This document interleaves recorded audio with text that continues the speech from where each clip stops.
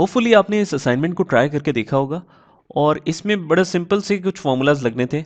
आपको याद होगा कि हमने डेट फंक्शंस जो शुरू की थी मिक्स फंक्शंस वाली असाइनमेंट, थोड़ा सा पीछे जाके दिखा देता हूँ। इसमें हमने एक फंक्शन देखा था कि अगर आपने, ये मैं दिखा देता हूँ आपको, डेट फंक्शंस में आए, अगर आपने करंट डेट सिस्टम में लेके आनी है, आज की डेट, तो टुडे का फंक्शन यूज़ होगा। तो हम आगे देखते हैं अब इसकी एप्लीकेशन कैसे होनी थी।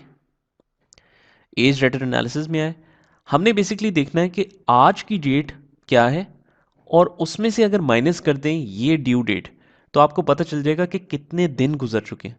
तो सबसे पहले आपको एक कॉलम इंसर्ट करना था जिसमें आपने निकालने थे डेज पास्ट। मैं यहां पर लिख देता हूं डेज पास्ट। डेज पास्ट मैंने लिख दिया।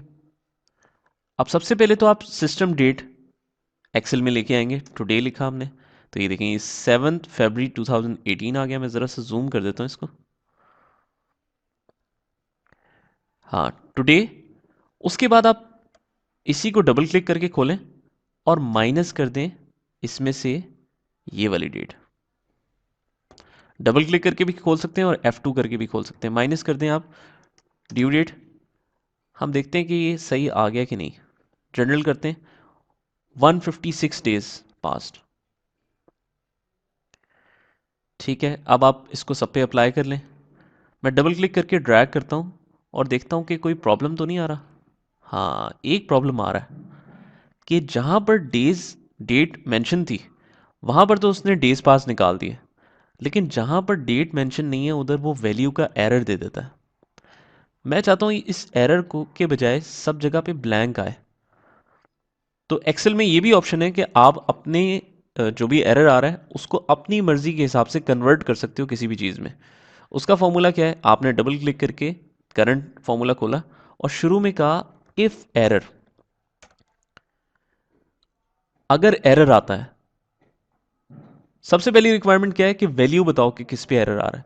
तो वैल्यू एक्चुअली आपको बताने की ज़रूरत नहीं होती, क्योंकि जो भी आपका करंट फॉर्मूला है ज़ाहिर है उसी पे एरर आ रहा है, तो वही वैल्यू है। बस आपने शुरू में इफ एरर लगा के टैब दबाना होता है और एंड पे आके आप कह देते हो देन। मतलब अगर एरर आ रहा हो तो एरर के बजाय क्या दे। मैं कहता हूँ inverted commas dash inverted commas close, इसका मतलब है डैश दे दे। या फिर अगर मैं ब्लैंक चाहता हूँ तो इन्वर्टेड कॉमास ओपन और इन्वर्टेड कॉमास क्लोज। एंटर करके देखते हैं, एंड में भी ब्रैकेट क्लोज करनी चाहिए। ठीक है, ऑटोमेटिकली करेक्ट कर देगा। अब डबल क्लिक करके अप्लाई करके देखते हैं। ज़रा सा जूम आउट करता हूँ और चेक करते हैं। बिल्कुल परफेक्ट हो गया। यहां तक हमने डेज पास निकाल लिए।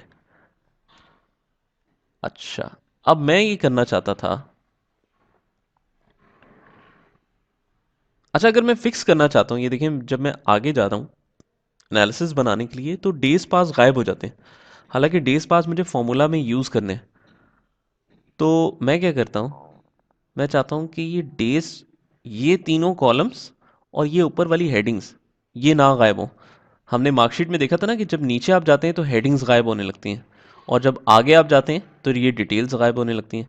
तो आपने कोई ऐसा इंटरसेक्शन पॉइंट देखना है। मैं कहता हूँ ये इंटरसेक्शन पॉइंट है। जब मैंने इस जगह पे सेल रखा, सेल को सिलेक्ट रखा और व्यू में जाके मैंने किया फ्रीज पेन्स, तो आप नोटिस करेंगे कि एक लाइन इधर भी ड्रॉ हो गई और इधर भी ड्रॉ हो गई। इसका मतलब है कि अब इस सेल से ऊपर वाला सारा एरिया फिक्स और इस सेल से पीछे वाला भी सारा एरिया फिक्स। ज़रा चेक कर लेते हैं कि अगर मैं आगे मूव करूं तो देखें अब ये बिल्कुल ठीक आ रहा है। तो मेरे लिए मैनेज करना अब बड़ा आसान हो गया। इसका थोड़ा सा साइज़ भी कम कर देते हैं ताकि और भी आसानी से देख सकें हम। अच्छा, अब बड़ा इजीली हमें नज़र आ रहा है। डेज पास्ट के हिसाब से हमने एनालिसिस करना था और हम के मैंने आपको सिनेरियो क्या बताया था कि अगर जो डेज पास्ट हैं इस सेल में, अगर वो 0 से ज़्यादा है और 30 से कम है तो क्या लगेगा। अब जैसे ही मैं कहता हूँ कि डेज पास्ट अगर 0 से ज़्यादा है और 30 से कम है, तो आप कहते हो हाँ इफ़ और लगना चाहिए। इफ़ और ये इंग्लिश वाला और नहीं है, ये उर्दू वाला और है।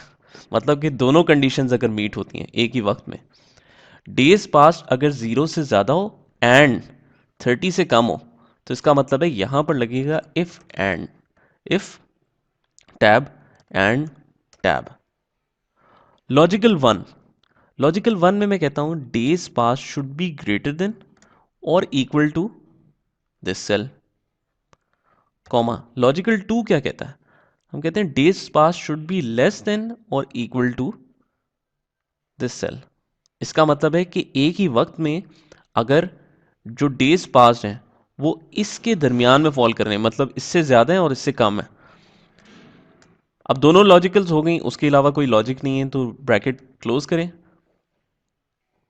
देन मैं कहता हूं अगर ये दोनों कंडीशंस मीट हो जाती हैं, bracket close, then outstanding value show कर दे। अदरवाइज क्या शो करे? अदरवाइज डैश शो कर दे। एंटर करके देखते हैं। कह रहे हैं एंड में ब्रैकेट क्लोज करनी पड़ेगी। यस, ठीक है। अच्छा, आप देखें अब यहाँ पर क्यों नहीं कुछ शो हुआ? क्योंकि ये 156 डेज है। मैं कैसे चेक करूंगा? मैं मैनुअली लिख के देख लेता हूँ कि अगर ये 25 डेज होते, ठीक था। 30 डेज होते, ठीक था। 31 डेज होते तो नहीं शो हो रहा। बिल्कुल ठीक चल रहा है यहाँ पर। कंट्रोल जी करता जाता हूँ, ये 156 वापस आ गया। अब इसी फॉर्मूला को वापस आप खोलेंगे और आप ये देखेंगे कि इस फॉर्मूले को ही मैंने सब पे अप्लाई करना है, आगे भी अप्लाई करना है और नीचे भी ड्रैग करना है। क्योंकि काफ़ी सारी फील्ड्स हैं तो आपको एक सिर्फ जो है ना मोमेंटम उसका समझना पड़ेगा। मैं डबल क्लिक करके फॉर्मूला को खोलता हूँ। अब आपको ये समझना है कि क्या जब मैं आगे ड्रैग करूँ इस फॉर्मूले को, इधर से ड्रैग करके आगे लेके जाऊँ, तो क्या ये सेल आगे आना चाहिए? बिल्कुल नहीं आना चाहिए। क्योंकि जो भी सारा एनालिसिस आप देख रहे हैं, इफ एंड की जो कंडीशंस हैं वो डेज पास्ट के सेल में ही तो हैं। तो अगर ये अमाउंट में आ जाए तो क्या करेगा? ये आगे आगे आगे नहीं आना चाहिए। हाँ, लेकिन जब नेक्स्ट लाइन के लिए मैं सेकंड सेल इनवॉइस का एनालिसिस करना चाहता हूँ तो क्या नीचे 246 डेज को रीड करें? बिल्कुल ठीक है। इसका मतलब है ये नीचे जाए सेल, जब भी मैं नीचे ड्रैग करूँ तो फॉर्मूला नीचे एडजस्ट हो जाए और आगे ना आ सके। जब भी आप कहते हैं ना ये आगे ना आए, तो लग तो आपको ये रहा होता कि ये हॉरिजॉन्टल है, इसका मतलब है रो मूव होगी। लेकिन नहीं, जब भी आप कहते हैं ये यहाँ से यहाँ ना आए तो आपने ऐसे ऊपर कंपेयर करके देखना है। मतलब क्या ना बदले? कॉलम ना बदले। और अगर आप कहते हैं ये नीचे आए तो आपने फौरन यहाँ पर आके ऐसे ऐसे करना है। इसका मतलब है क्या बदले? रो बदले। कॉलम ना चेंज हो और रो चेंज हो। इसका मतलब है कि अगर ये D13 रेफरेंस है तो D13 में से जो चीज़ आप कहते हैं ना चेंज हो, कॉलम का रेफरेंस है D, कॉलम में चाहता हूँ ना चेंज हो तो मुझे इसके साथ डॉलर का साइन लगाना पड़ेगा। अब यहाँ पर भी D13 है तो यहाँ पर भी मैं डॉलर का साइन ऐसे लगा देता हूँ क्योंकि दोनों में सेम ही रेफरेंस सिलेक्टेड है ना। फिर क्या है? J11 है ये रेफरेंस। अच्छा, ये रेफरेंसेस रीड करना कलर से भी आसान होता है। देखें ये भी रेड कलर का है, ये भी रेड कलर का है। तो अगर आप फॉरन J11 नहीं बढ़ा जाता तो आपको कलर जो है वो फॉरन विजिबल हो जाएगा कि J11 ये वाला है। अच्छा, अब हम इसमें क्या चाहते हैं कि ये आगे मूव हो, है ना। 0 to 30 डेज का एनालिसिस हो रहा है यहाँ पर। तो अगले कॉलम में किसके हिसाब से एडजस्ट हो जाना चाहिए ये? अगले कॉलम में ये फॉर्मूला एडजस्ट हो जाना चाहिए 31 to 60 डेज के लिए। मतलब अगले सेल में ऑटोमेटिकली ये देखे कि अगर डेज पास 31 to 60 में फॉल करते हैं तो यहाँ कैटेगराइज हो। दैट मीन्स कि ये दोनों आगे आने चाहिए लेकिन अपनी जगह छोड़ के नीचे नहीं आने चाहिए, क्योंकि इसी को हमने फॉर्मूले को नीचे भी तो ड्रैग करना है। नीचे नहीं आने चाहिए। तो क्या फिक्स करेंगे हम? आगे जाने चाहिए, इसका मतलब है बदलना चाहिए कॉलम।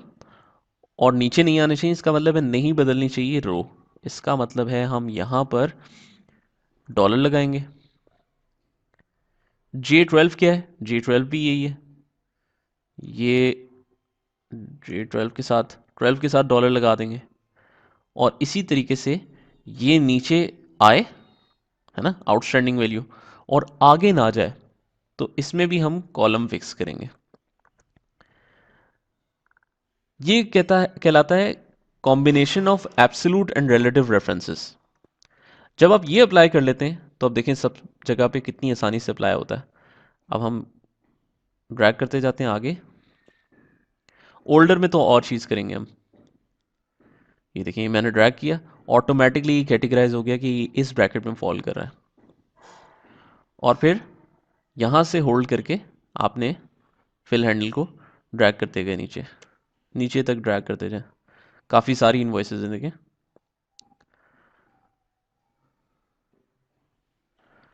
हम इसको कर देते हैं यहाँ तक ड्रैग। देखिए सब जगह पे कैटेगराइज हो गया। तो इस तरीके से परफॉर्म किया जाता है एज स्ट्रेटर एनालिसिस। यहाँ तक आप भी कर लें। उसके बाद हम ये देखेंगे कि अगर आपने एरर रेक्टिफाई करना हो या ये कंफर्म करना हो कि सारा कुछ सही कैटेगराइज हो गया तो कैसे देखेंगे हम।